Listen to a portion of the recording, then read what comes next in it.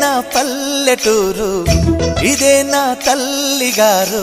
మా ఊరి పాడి పంట రాములోరి దీవెనంట. తల్లి గోదావరి నీళ్ళు కడిగే సీతమ్మ పాదాలు. ఊరంతా హాయ్ హాయ్ హాయ్, మనసంతా హాయ్ హాయ్ హాయ్.